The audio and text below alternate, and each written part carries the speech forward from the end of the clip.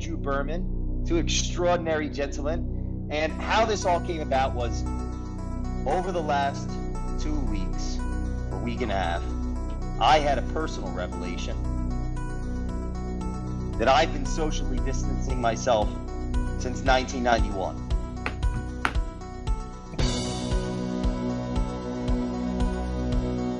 So, just like Andrew and Paul have been putting themselves out there, as you would say, uncomfortable. What's the tag?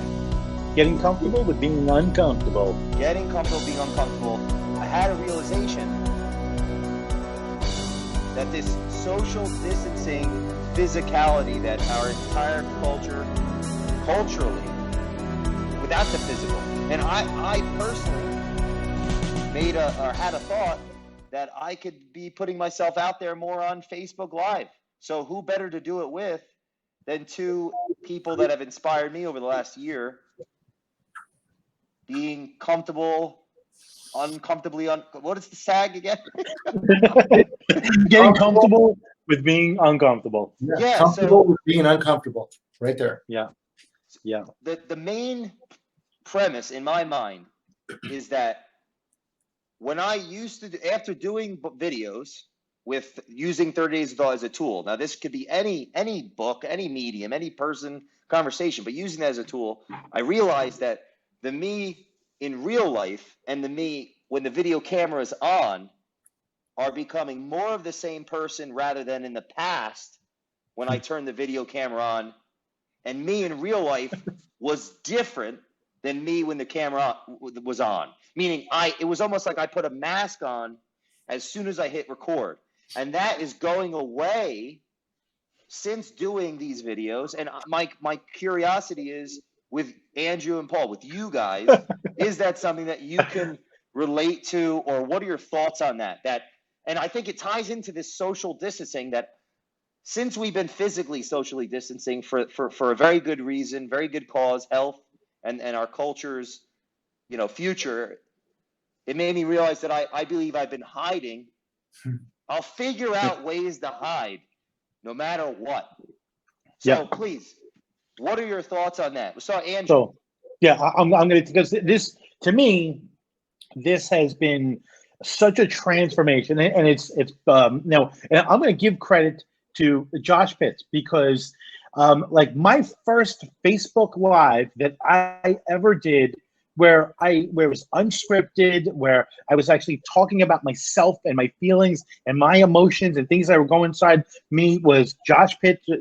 He messaged me before actually we even had any contact. He messaged me saying, hey, I have a lot of respect for you. I would love actually to have you on our show. And he put me on there, and that was like the first thing that got me out of my box. That really said, okay, I'm going to go and not do scripted. Because listen, as the host for Mortgage News Network, you basically see me doing.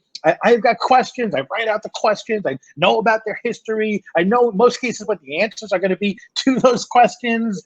And like sometimes we'll go a different direction because of a follow-up question, because of something they said. But like the unscripted thing was just something that was not something that I liked doing. So Josh got me out of my shell, and then Paul and I were just talking about actually how we should be doing more Facebook Lives and we should be doing things. And then we just had this idea of taking 30 Days of Thought, the book that right there, and just digging into it. And every week, Paul and I would read a section, write our notes on it, and then come and share with our friends.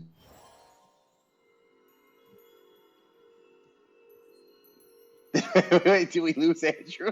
No, he's got to be there. So this, Paul, I hope Andrew's hearing this. I didn't know that story about Andrew, that Josh invited him to do a live, because, okay, something very, very interesting. I have not talked about this publicly.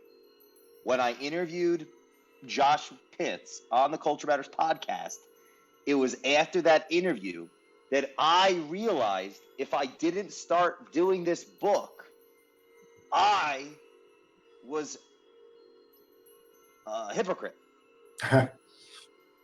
it was on that podcast with Josh that I realized tomorrow, maybe it was that day, that I had to start doing 30 Days of Thought. I had convinced myself that, how arrogant would I be to read my own thoughts? That was just a conscious, logical justification for me to actually figure out a way not to use my own tool that had helped me already, writing the thoughts down, right? Reading to think. I've been doing that for years. I was speaking for years too, but those two things just gave me a lot of power to actually hide in plain sight as a speaker. Cool. Those two things actually created me as an authority, so I didn't actually have to face who I was. That reading and the speaking, those two things were enough to actually hide in plain sight, be financially rewarded and socially rewarded as an influencer. And I was a pretty hollow individual, not aware, right? So when I started writing, that helped me realize my ironies and my lack of development psychologically. And then after, Berman just gave a shout out to Josh. So apparently Josh inspired Andrew to start putting himself out there more. And then he had already known me and started doing the book with you. And then months and months and months later, I interviewed Josh, and that day I decided to use my own book. Tell me that's not weird beyond comprehension.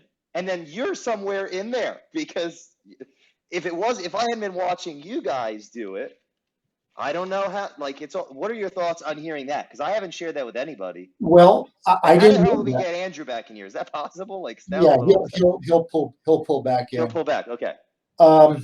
Okay. So my story is a little bit different, but touching on your point, my involvement on this literally was through Andrew. Andrew lassoed me and pulled me in, but where he got the idea, let me tell you where the idea, I don't know if you can see behind me back there, that little book right there.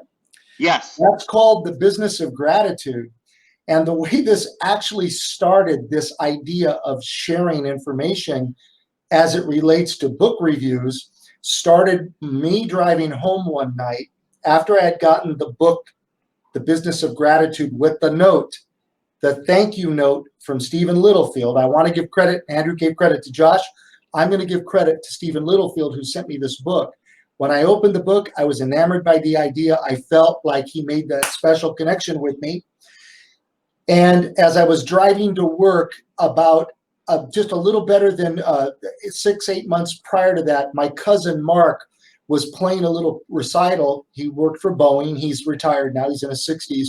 He played a little Take 5 piano recital when all that stuff was kind of in upheaval with the election and all that stuff. This is just prior to the election. People were all nervous in the service. And he said, why don't we all just take 5? And he played it, right? So as I'm driving to work, I'm thinking about this idea of a book review. And then I thought about the recital, and that's how I decided Take 5 with Paul Lucido. And that was the first book right there that ignited this idea.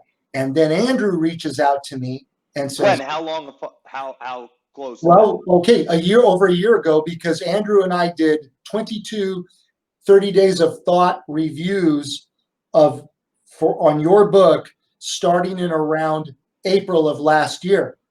And so it was You mean your book? Your book. Once you get the book, it's yours. No, my book was, my book. Yeah, thank you. And so prior to that, I had done a couple book reviews, and he said, Paul, I got something. I'm going to mail it to you. You're going to get it at 10 o'clock a.m. tomorrow morning. Call me when you get it. I've got an idea. And I said, okay, great. And I opened the package. It had a thank you note in it. It was interesting. Wow. From Andrew. And it said, let's read this book together. You'll love this guy, Jay Doran. You and him, trust me, you think very similarly. I said, okay.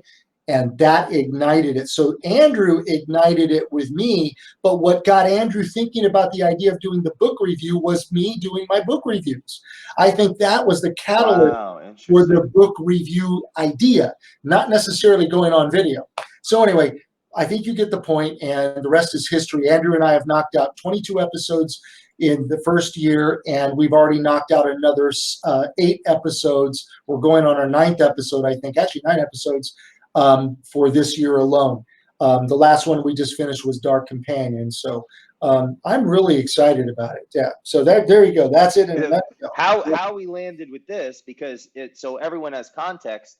Paul got lumped in tonight because last week in a conversation with Andrew, I realized, and so it's funny. Where is he? How does he get back in here? I don't know. I'm Maybe I know. I'm hoping we'll have to figure that out, because it's like we're a team.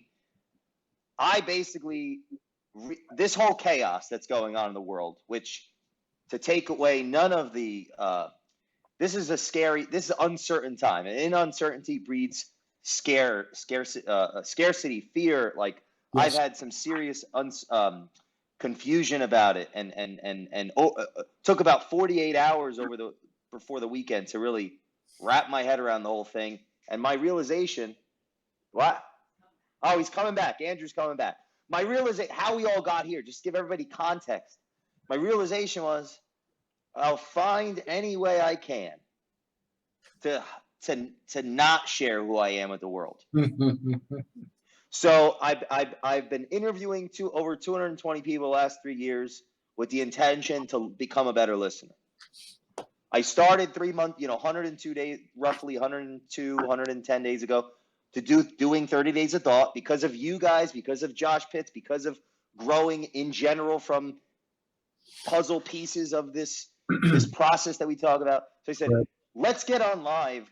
Everything, we're all home. And the socially distancing, I think I've been socially distancing since 1991. So, because I like to basically, we work virtually. Like we do amazing work with extraordinary people. I live a meaningful life that I really enjoy, but I still figure out a way to create a cage for myself and hinder my voice. So I realized now's the time to show people who I am. So that's how we got here. I've reached out to many friends. You were on the list. It just so happened we're here tonight because originally it was Andrew, and now it's all three of us. And everyone watching, you'll see more of me with our friends, contemporaries, colleagues, network, having conversations, being ourselves. We want to bridge the gap between who we are offline and who we are online.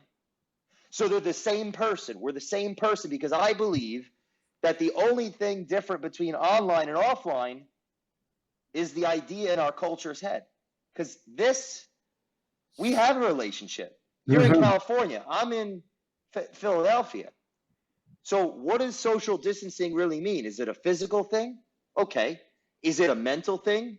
Yeah. Is it an emotional thing? Yeah.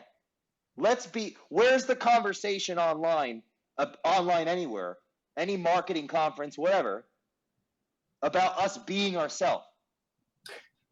Where's you're a chief marketing officer. You're one of the slickest guys I know, in the, competent, outside the box thinker, visual. Like, anyone listen to this, go to the Culture Matters podcast, one of the most viewed podcasts in the history of the Culture Matters podcast, Paul Lucido's episode.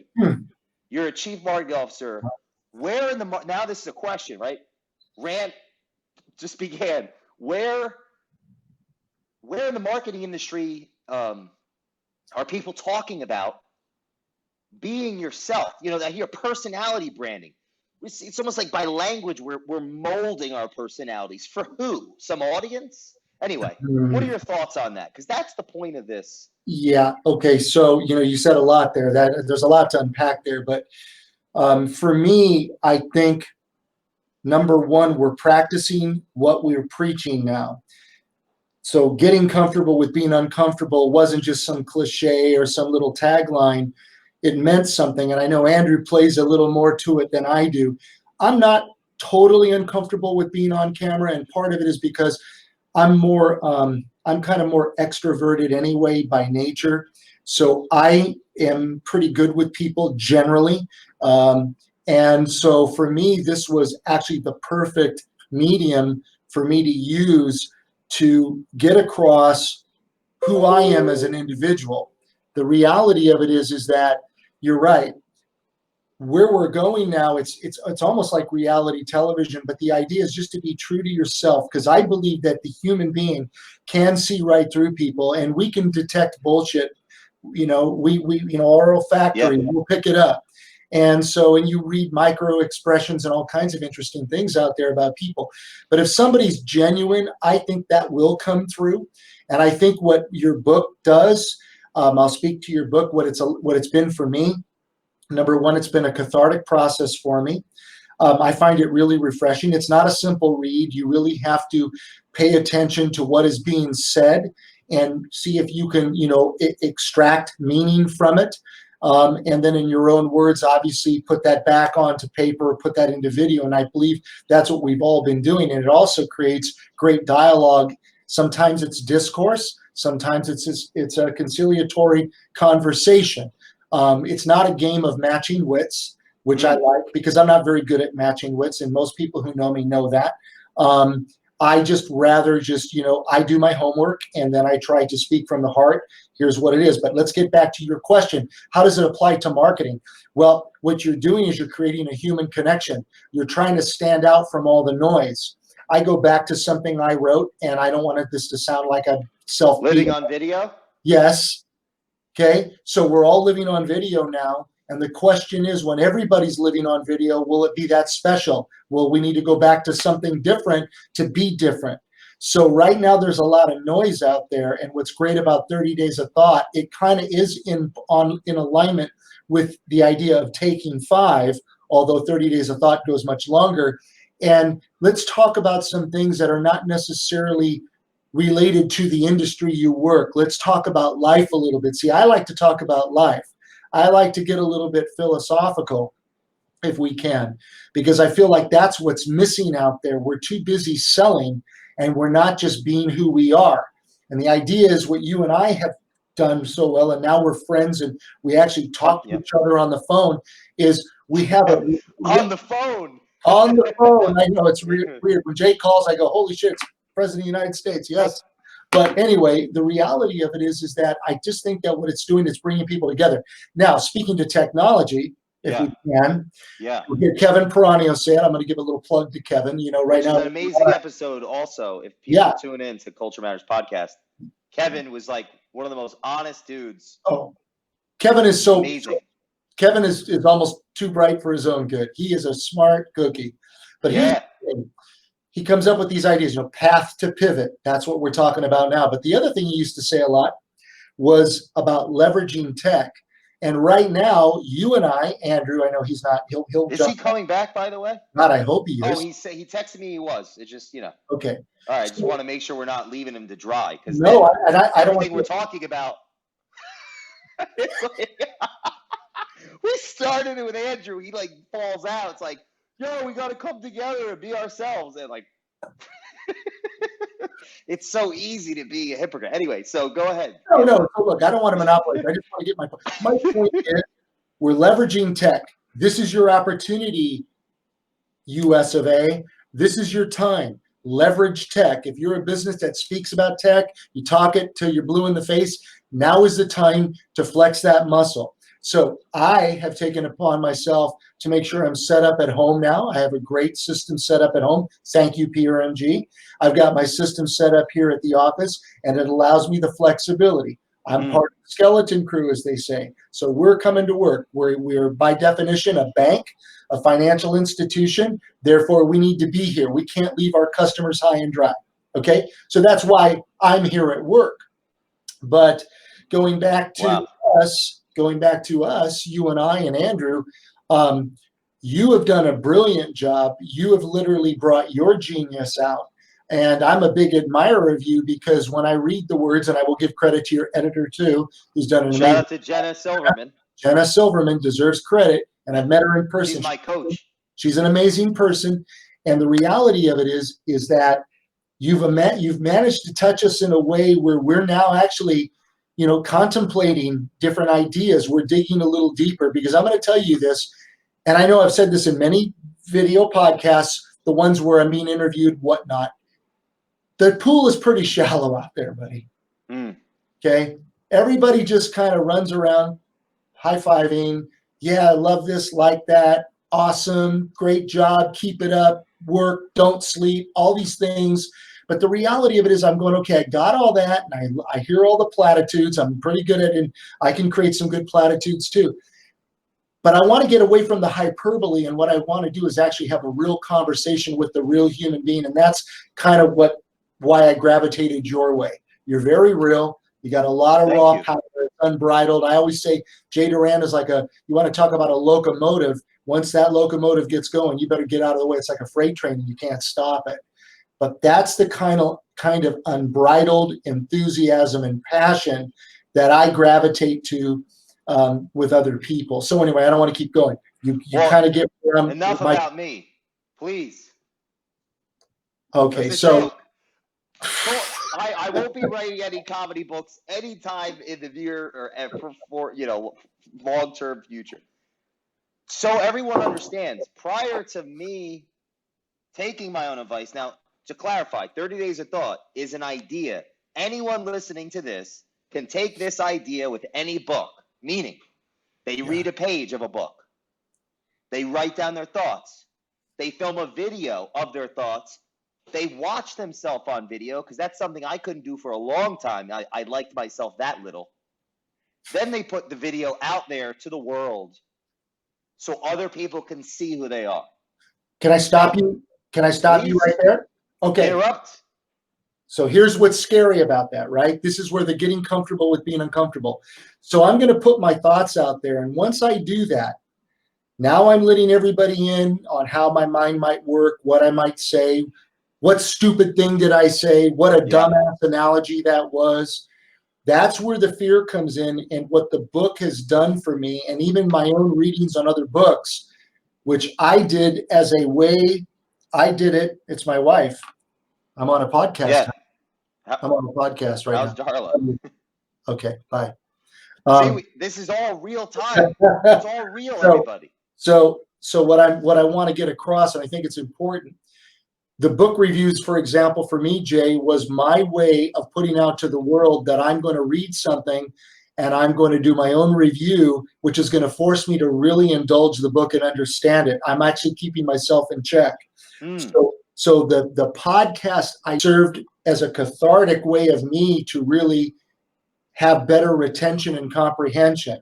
It also allowed me to share valuable information with other people that might have similar interests. We all are not interested in the same thing. So by reading different books, I might get you here, I might catch you there. And I was looking to start dialogue with people, but unfortunately, a lot of people, like I say, the pool is shallow. They don't really chime in a lot. Or maybe the truth is, and it's something I got to say self-effacing. Okay. Maybe I'm just not that interesting. Maybe it's just not that deep enough, or maybe it's like, it's just a little too pragmatic. We all kind of know that. Thanks for the tip. So the reality of it is that all those things swim around in your head and keep you from putting yourself out there, because the fear of failure and the fear of offending is greater than pain itself. The fear of pain is greater. The fear of offending is greater than the fear of pain. I learned that through the girl with the dragon tattoo. I'll never forget that. The book. Well, I watched the movie, and I remember when the guy that was, obviously he was killing everybody. The guy with the amazing house that I absolutely love, that Frank Lloyd Wright house of his, mid-century modern house. Are you talking about the movie that had the subtitles, or the one they remade? Well, I'm talking about the remake, but I've watched both. They're both good.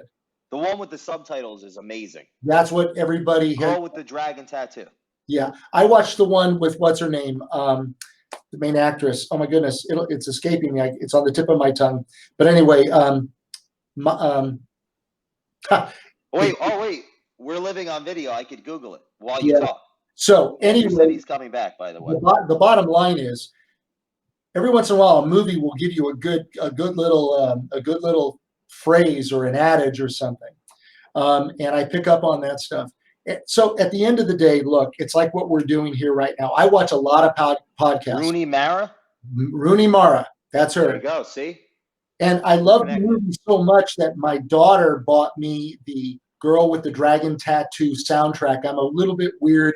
I love soundtracks in movies. So I own a lot of soundtracks that I listen to because I like the ambient sounds. I like all that stuff. I have this weird little sort of connection with, I pick up on things that I hear in different movies and different songs. And anyway, it's just some weird little ability. In your space, in your work, what you just shared about thoughts going through your head of apprehension when putting oneself out there, is that something that you've heard talked about in the C-suite arena, in these marketing conferences? Because the marketing space is always adapting to the world, right? Technology changes, so the mediums evolve.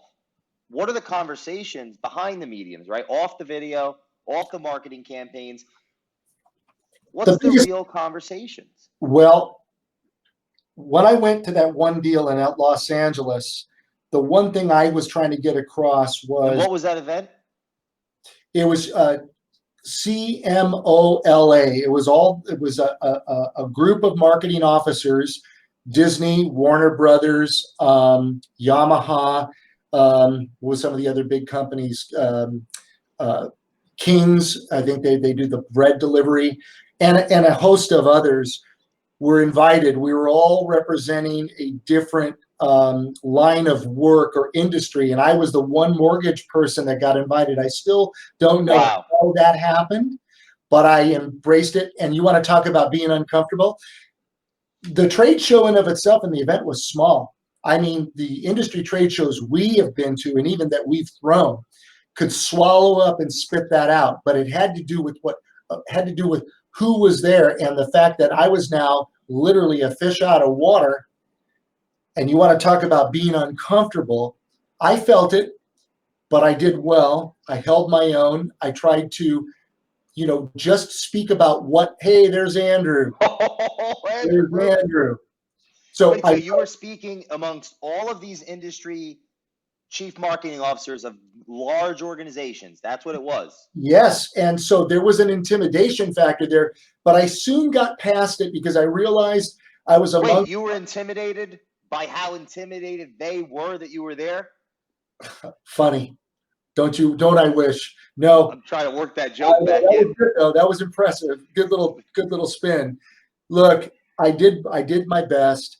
I asked some intelligent questions. And at the end of the day, what I tried to push across to everybody was what we're doing right here. I said, at the end of the day, after we cut through all the noise, everybody wanted to talk about ROI, and they wanted to talk about click-throughs, and they wanted to talk about analytics, and there were those people that could talk to that. But when we started to talk about this kind of stuff, I noticed that's when people became more engaged. When we started to talk about belly to belly, are you going to ever really be able to replace that? At the end of the day, there's a point when you want to actually talk to somebody. In our industry, you're making the biggest decision of your life next to getting married and having kids, and that's to buy a house. You want to click through it and go, yes, accept? Or do you maybe want to say, you know what?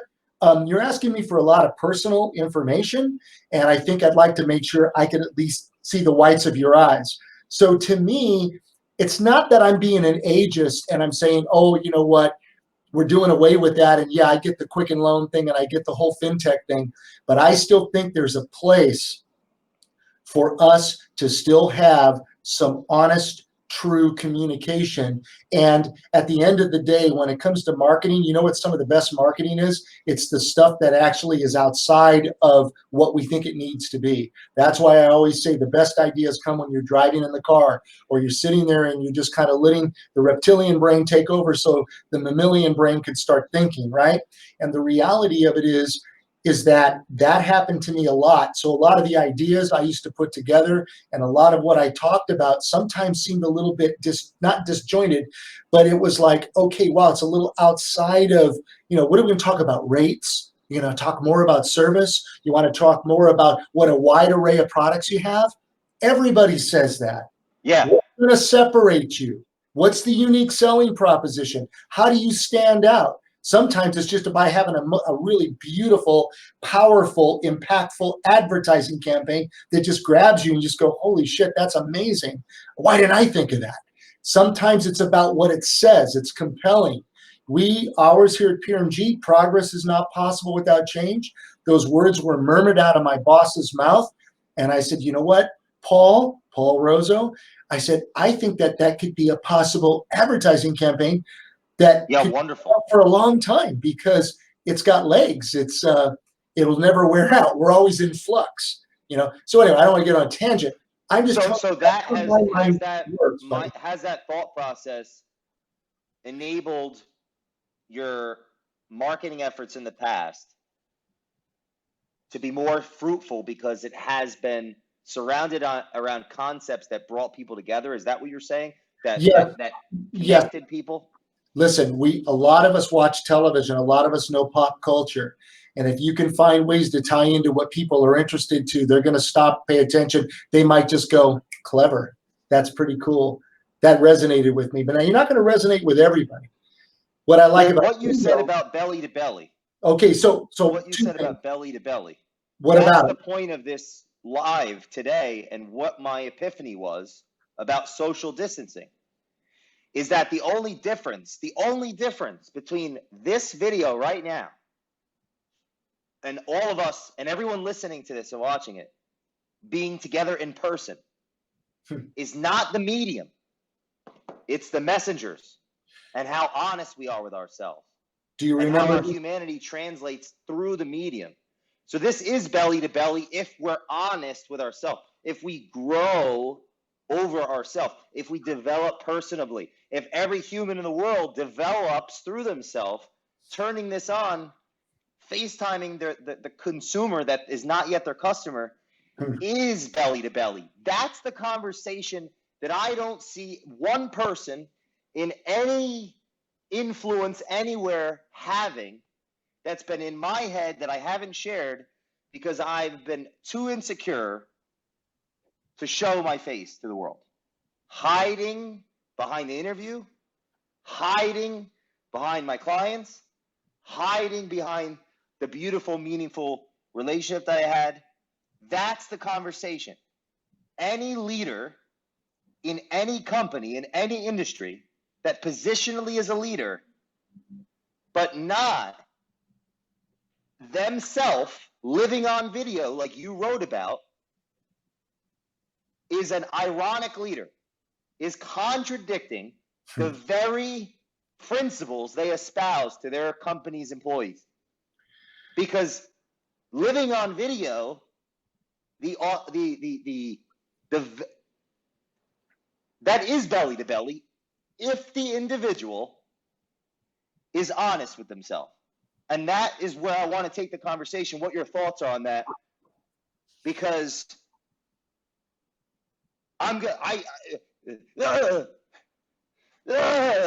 exactly. Now's the time. Like, we're all at home. Wait, is Andrew talking? Please say. No, I can't hear you. But you look good, Andrew. You're nice and clear. Oh no, okay. I was muted. Yeah, I was muted. Okay. Okay. So, I've had a lot of really, really meaningful, important conversations using Zoom. Like, I gotta say, like, and significantly more powerful, more meaningful than they ever have been using a phone. So using like this as a medium, to me, you mean a phone call? Yeah, like using a phone call, like I can't hear you. I don't know actually that what you're doing. You don't know that I'm actually right now pouring myself a glass of water. You don't know that I just muted you so I can go empty my dishwasher while I'm in the middle of talking to you because I'm mostly concentrated on you. But now here with this medium, it's just like I'm having the conversation with you. It's and I find this is almost as good as belly to belly. I mean, there are certain things actually, when you're belly to belly, where you are able to experience the room around you and be in that moment. But I'm loving this. I'm like, this has brought me closer. This has actually brought me close to my friends, to my contacts. I've had a lot of really, really meaningful, powerful conversations thanks to this social distancing bringing me closer. Wow. Well, yeah. What do you think, Paul? Well, no, I agree with it. I think the key component, in my opinion, is being real. And that's what you're saying, Jay. As long as we can shed the facade, the idea is when you watch a lot of videos that are prepared and people are speaking at you, they're not really conversing with you. They're selling you something. They're very polished. I think it's kind of a twofold system, or two-prong situation. If you're fairly successful in the business, and most of the people that we surround ourselves with we're talking about, top shelf influencers, and you guys know who they are. Because I just love them dearly, I'm going to pick on Barry Habib. We all have tremendous respect. We love Barry.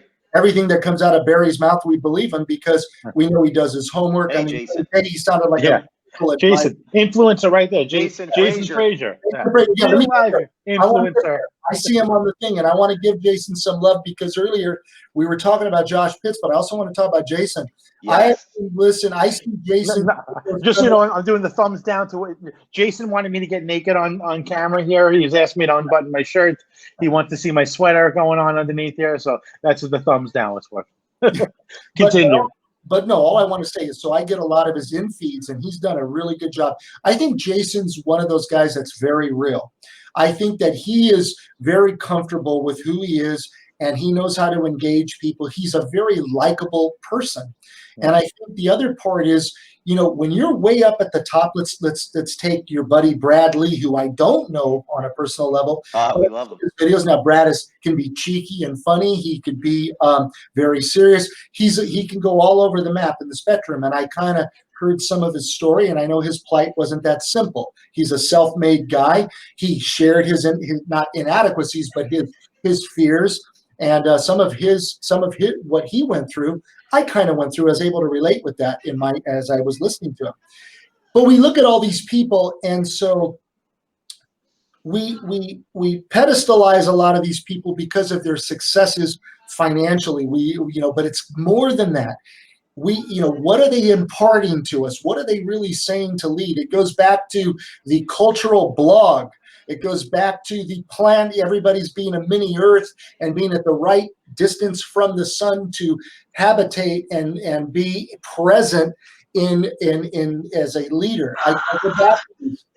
I've read these and they stuck with me. So I would say I want to make sure I'm following what you're saying. I'm really embracing your point of view and try to separate the success out of it for a minute to see who the person really is. And I feel like Barry has done a very good job with that.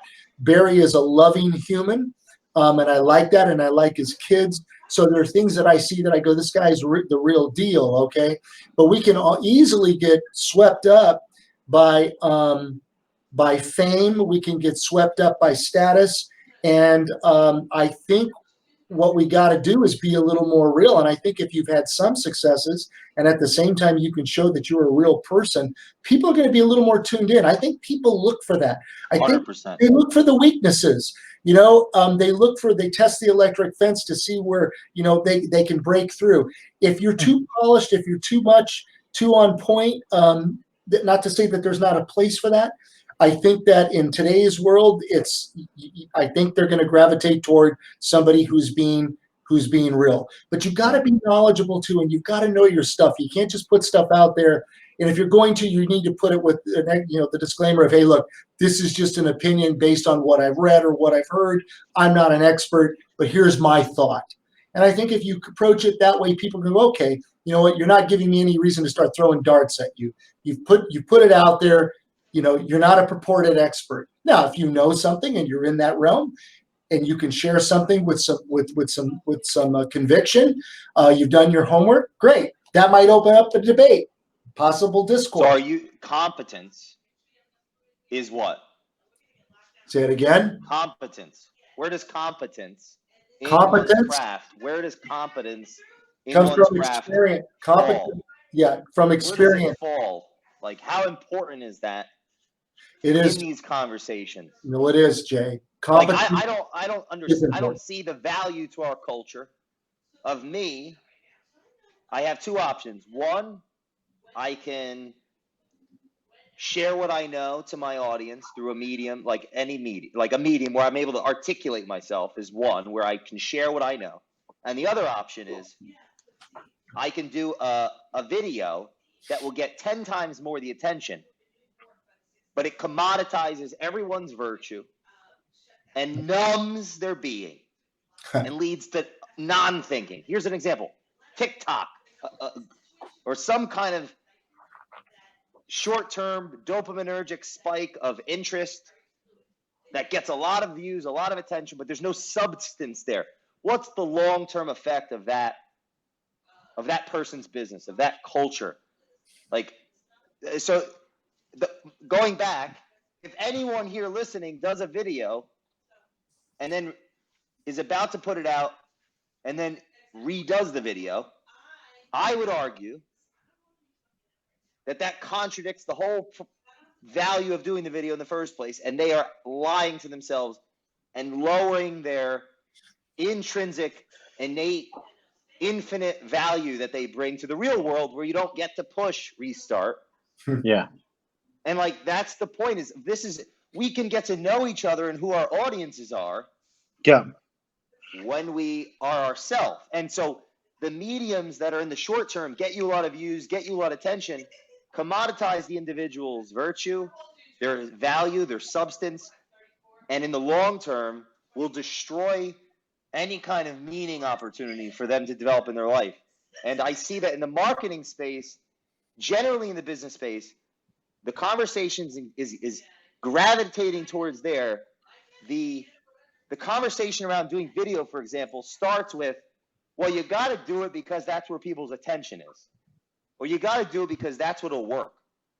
Well, that's like, but then there's the same people that say, you can't just work for money. You got to follow your passion. Ah, well, there's the irony, because you just contradicted yourself. So isn't it maybe like Right. it's maybe it's not an or. I Maybe just said like 17 different things all at the same time.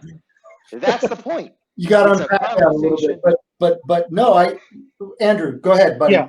So I mean I feel like it's like the TikTok crafting TikTok videos to be as creative as you possibly can in the 15 seconds that you have with a TikTok video is very, very different than this or then me getting on in front of actually the camera and sharing my raw feelings about my community, about sharing some insights about the mortgage industry, sharing something about marketing. I think those are two very, very different things, which also it's, listen, like Paul said, like the ad that you create this perfect scenario to be able to know that you're going to entice people to be interested in what you're saying. I think there are two completely different mediums. Both can be effective, but I personally feel it's not a or. I think it's and I think actually you have the scripted stuff, you do the things with YouTube, you do actually the ads that look pretty, an edited final piece of what your thought is, and then you have the just raw, this is me just vomiting my ideas and sharing my mind with my audience, whoever's listening, both of them. That's a great point, and that adds to another conversation about being able to disagree. Mm-hmm. Because you just gave me I disagree with that.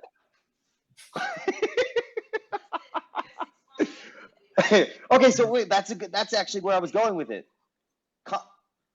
I'm going crazy. The TikTok example, you said It doesn't have to be an either or. It could be, well, what's the context? The medium speaks to the context. Then you gave me, you saying that gave me an idea. Okay, let's say that creative juice that goes in through that medium is another way of revealing the truth, analogous to comedy. Mm-hmm. For example, you just made a joke. I disagree with that, but that actually reveals hidden truth.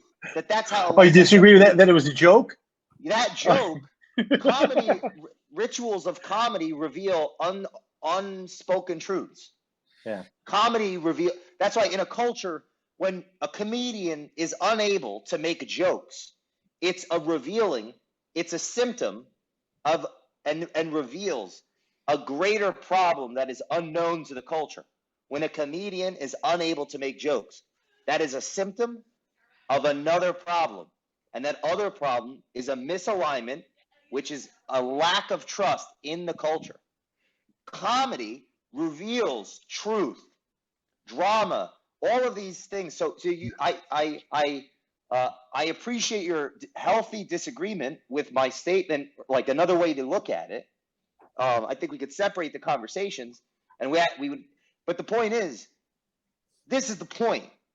But I want to rephrase my initial point. Is that, or I'll simplify it. If the underlying perspective of business development in 2020 is we must use this medium to get this result, we're missing out. Like, it's just a causative approach. Do this and you're going to get this result. That's an external conversation, tit for tat.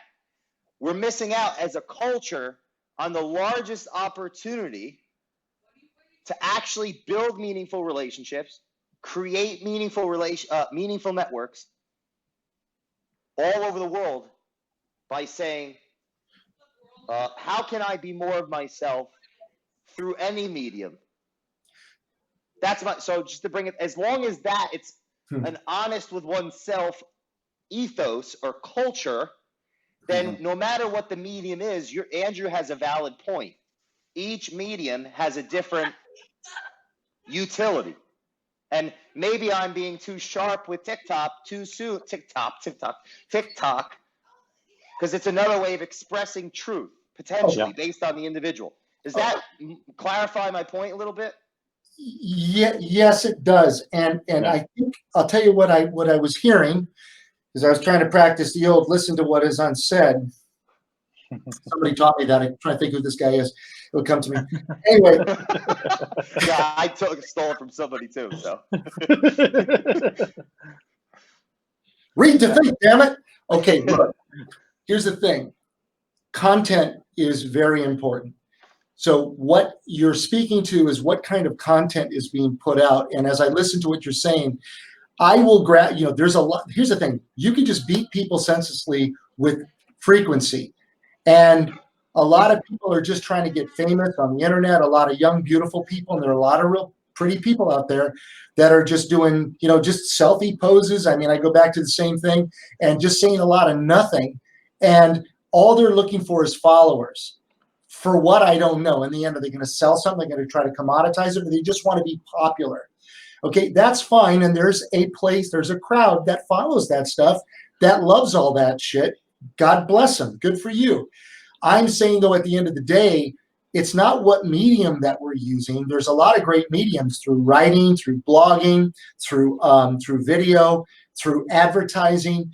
But the content is what's very important too. So you got to know your audience first and what kind of message you're trying to get out. It's called provocational advertising, by provoking a response, an emotional connection with somebody. So the reality of it is that when you are advertising for a business, they don't give a rat's rip about how you do what you do. They just want to know, are you going to get me the result we need so we can get the business we need so we can put shoes on the kids? The answer is, yeah, there's a way to do it. We know what hooks to throw out. We know what type of advertising to do, and we can do that all day long. And as long as it keeps feeding the machine, everybody's happy.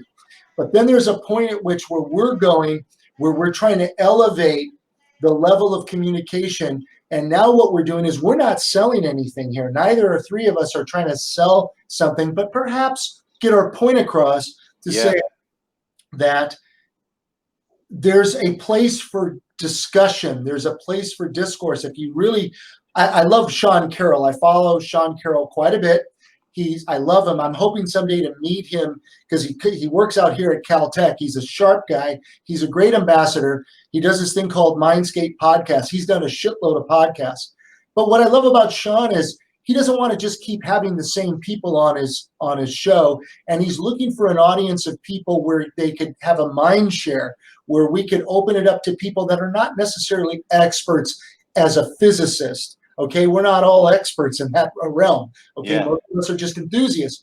But he's trying to broaden the awareness, and that's what we're trying to do. We're trying to broaden the awareness to find other people that are like-minded that might have ideas that they can contribute to the intellectual, to the collective conscious, as you called it, which is a spin of the collective unconscious, Carl Jung, to contribute to that pool to where we can share ideas. What a great place we live in, guys, right now, where we have the power of this tool, of this technology, to have these discussions, to put it all out there, to throw it out there. As you said, bleh, throw it all up. And to me, that's what this is about. It's not going to eliminate certain type of advertising that is going to be needed in order to create call to action, in order to get somebody to pick up the phone. But I'll tell you this, I'll play a quick, well, you guys might be too young, but maybe not.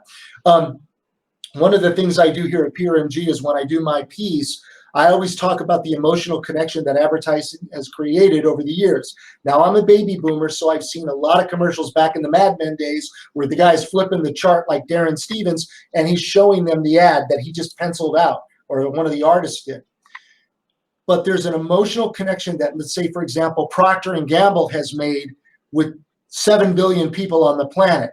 I always say, regardless of what laundry detergent you actually buy, when I say laundry detergent, what is the first one that just pops into your head? Tide. Tide. If I say bleach, you're going to probably say? Clorox. Okay. If I say soda, most likely? Coke. Jolt. Okay, Coke. So the point is, they've made emotional connections with us through frequency, through advertising campaigns, through hitting our heartstrings. I'm the oldest of the group here, and you guys are still remembering the same commercials that I probably remembered when I was young because they were very impactful. So that's the kind of emotional connection we're trying to have with people. Can we have that same emotional connection?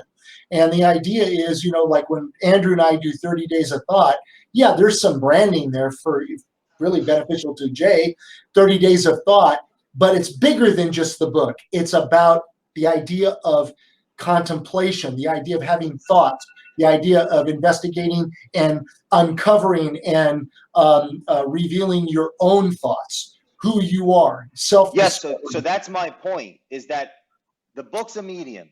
The idea, though, the idea is something yet to be understood, because the entire human race is smarter than anyone thinks. And that's been proven by the amount of accumulated minutes on YouTube, for example. Yeah. And Rogan, for example, Joe Rogan podcast, for example, of dense, intellectual, human conversations. My point is that as the world becomes more connected, this whole pandemic that's going on is revealing to every single company in the world how set up they actually are virtually, beyond their comprehension, that their hubris has actually kept their rationale at bay, contradicting the very virtues that they espouse in their marketing. My point is, as the world becomes more aware, more knowledgeable, more understanding, the ante's been upped. Every company has employees that are the brand ambassadors that are either going to be who they are on this thing or not. It's a conversation that must be had now, because by 2027, if everyone is smarter, and if we're not smarter by then, we're extinct. This is raising the awareness of the whole planet, which is changing how individuals feel emotionally when approached with an opportunity to buy. The foundational syntax or order of marketing and advertising, that won't necessarily change. Like the neuroscience that we understand of the mind won't change, but it will have to, our approach in altering people's point of view will have to adapt to a world that's become more aware, more defensive to the lie, and much more open to honesty, to one's character. And that's where I'm saying that the conversation in all of business isn't focused on, when you improve personally, you can literally touch the world because you have the world in your pocket. It's almost like Steve Jobs said, I've created a new, in 2011, I created a new device, and you have 1,000 songs in your pocket that touch the consumer's heart. Every person that's listening to this, that's all over the world, has 7.7 billion people in their pocket. And if they're connected to their heart and can be who they are online, that changes everything. That changes how we buy, that changes how we sell, it changes how we interact. It's the conversation that I've wanted to have and couldn't because of my own insecurities for too long. That this external pandemic made me realize I've been socially distancing myself. And it can be no more. Every company that is working virtually right now can come to the realization that the future is now. That's the thing about humans, is we need external conflict to spark our internal conflict, to endeavor and strive to overcome ourselves. But we don't need to wait for the external conflict to face our internal conflict. And my proposition to the world is, anyone can be an influential person if they do some of the exercises that we've talked about today through any medium. And they work for a company, they have a voice. They own a company and they're not on video, they're ironic. Well, so that's like kind of the conversation I'm going to start. And this is the first live of many that I'm going to, haven't thought that out. Just my goal is to be more of myself online while I have this amazing opportunity for, the first time in history for all of us living on our ancestors' spilt blood, living entitled on our ancestors' spilt blood, all those people that died so we can be able to share what we believe in 2020. Where there's still inequality all over the world. Yeah. Like, we're in a pandemic, and we're able to have a conversation in other states with people that we only met once in person, but we know each other. Yeah. Right, Paul? So that's my thing is, yes, this transcends business. But if business doesn't transcend itself, business is doomed. wow, that's some heavy stuff there, brother. You're keen on something that I've been thinking about a lot too, and I don't want to make light of this. So, worldly crisis bring people together. Right now, we're all facing what we can kind of wink at each other and call the common enemy right now, right? And I know I made a post earlier, and for anybody who's old enough to remember, there was an old Outer Limits episode called The Architects of Fear with Robert Culp, where they shoot him up into space. They convert him into a Thetan, this almost grasshopper-looking creature. You guys ought to have watched it. It's a 1960s, 64, 66 episode, whatever it was. And the idea was he's going to land back on Earth at some point, but he would create a global threat, a common enemy, because the world was at arms with each other. We were fighting each other, and what we needed was a distraction so we can fight together for something against something else and unite. And I feel like the whole coronavirus thing, what it's done is it's found its way to unite us now even more. If you want to look at it, and I know this, I hope this doesn't cause controversy, or sound controversial, but it's a horrible thing. There's no doubt about it. But what it's doing is it's forcing us to have conversations. Now, we've been having conversations already, but a lot of people are having conversations now. A lot of people are making their recommendations. A lot of people are coming out of the woodwork to talk about it.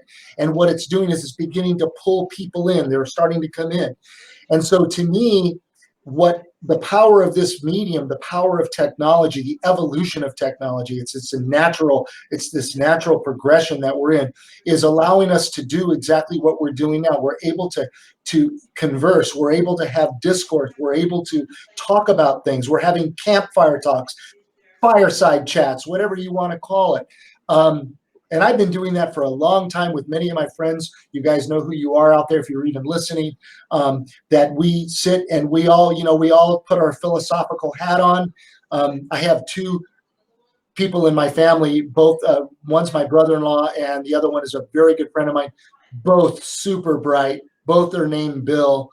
And I always make jokes. I go, we're going to get philosophical because yeah, seriously. And there's some pretty smart people out there that I try to surround myself with where I can learn from, and we all learn from each other. And what's great about what we're doing here is we're all, these conversations spawn other conversations. And so going back to your point about where's it all going for business, I think this is the direction. Paul, just think everyone's smarter right now. Everyone's smarter than they think they are if they're willing to be honest with themselves. What do you call it? What do you call it? Uncover your genius. Yeah. Uncover our genius. This amorphous term that people use to limit people's potential. Yeah. Well, that can only happen if we don't reflect on our own self and work towards it. Like my goal every day is to unlearn what I've come to know and be more honest. I love Andrew, that. What do you think about that thought and how, or like where's your head at in some of this? Well, I feel that I'm always looking to see what from the worst things in this world that could happen. I'm always trying to find what kind of positive things, because there's a lot to focus on that are negative. But listen, I'm looking at this as listen, I'm spending more time with my kids. I love that. Sure, a lot of the time is actually them. They're just sitting in the other room actually, and with their face in their iPads. From a business standpoint, we're finding leaner and meaner ways to do business. I mean, these old things that were there before, all the efficiencies, the ability to do things in a more digital way, in a more efficient way, they're all there. But this coronavirus has forced innovation. There's forced innovation, and it's forced innovation that there's emergency legislation to make sure that digital mortgages are going to be here as fast as they possibly can. And it's causing the GSEs, Fannie Mae and Freddie Mac, to kind of quickly do whatever they possibly can to take more data based products, I'm focusing on the positive things that have come out of this, and there is a lot of positive things. There's as much as negative, negative might be over here and positive over here, but I'm going to focus on this positive. So yeah, Paul, you. No. I love what you're saying. You're getting me thinking too. See, so there's a huge tectonic shift that's happened right now. Okay, and this shift is us. Our behaviors are beginning to dictate how they react. We are going to there are so many people right now that are afraid. There's so many people right now that are so unsettled and so uncertain. And this is a life-threatening disease. Let's not make light of it. It's life-threatening. We get it. But yes. We all go, but not me, but not me. Okay. So the reality of it is that the way people are behaving, look what the IRS just released the announcement. They're going to give us until July 15th to file our income taxes, which is a great thing. I'm happy for that. But the reality of it is because they almost don't have a choice. What's happening is the sheer masses are going to dictate how businesses are going to respond. And so for those businesses that have already been sure-footed and have already been adapting to the technology and be using it for a while, for them, this is not a walk in the park, but it's pretty easy. For companies like PRMG, for example, Kevin always says a path to pivot. We've been pivoting for a while. We have actually prepared ourselves. We are taking precautions. You should see all the shit around here that goes out about the coronavirus. We got everybody working from home as much as possible. We're encouraging that. And for people that want to come to work, we're trying to make a safe haven for them to where we are all keeping our distances. I'm locked into my office. Everybody's in their office. There's just a handful of us here right now that we'll call it the skeleton crew at corporate, including KP. And I'm sure he's there if I look down the hall. But the reality of it is that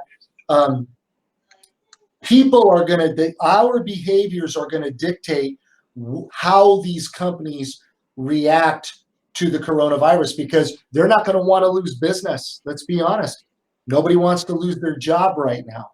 No. So you better get on board with technology. You better get comfortable with being uncomfortable. You better start learning how to leverage it. And, it makes me think of, just real quick, from the light side, did you guys ever see Demolition Man? You guys remember that one with Wesley Snipes? Okay. No. I think Sylvester Stallone was in that one. Remember, and everybody's really. Yeah, it's like they had the apocalypse and there was a resurgence, and now all of a sudden, there's only one restaurant on the planet. It's Taco Bell. They call it Taco Bell. And there's a big meeting. There's a big conference meeting, and the conferences were all a bunch of like these. It looks like that. You can see like their faces, and they're all really sitting on a conference table, and all these things are going like this, and they're all talking to each other like that. That's what this reminds me of. It makes me think of that. I'm not trying to, gloom and doom here, but I'm saying we are at a point where we do have the technology to create. Let's go back to the original point. The idea of belly to belly, the idea of actually you can see my expressions, you can see my face. Yes. And anyone that says belly to belly will never be undone is missing the point that this is belly to belly. Yeah. Just a different way. If all of the constituents, or at least one of them, because responsibility always falls on the most aware individual. If at least one of the constituents is honest with themselves, this is belly to belly. Jenna said that we should have a podcast where we just pontificate and philosophize, and I think that this is the beginning of something. I have to go. I have a commitment that I have to keep, and I'm very excited that this was the first live that I did. Thank you for taking my virginity. Oh, we broke your cherry. All right, thank you all for listening. I'm going to hear about that later with that joke from Jenna. She's already laughing. I can hear her down the hallway. And I'll see you. Maybe I'll see you in a couple weeks. Yeah. All right, thank you. We've been on for an hour and 7 minutes. Wow. That's about average. All right, guys. Fantastic. We're going to wrap it up, man. Corona you later.